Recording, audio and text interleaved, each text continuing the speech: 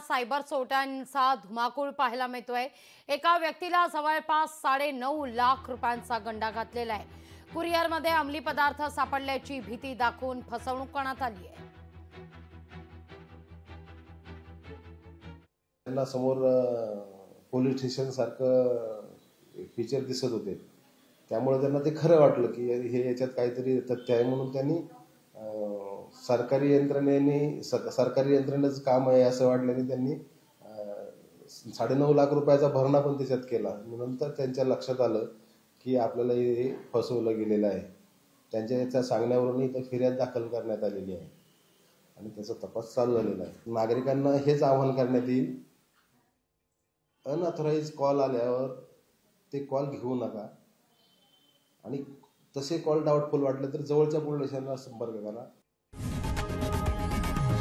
लोकशाही मराठी ऐका, पहा, जागरूक रहा।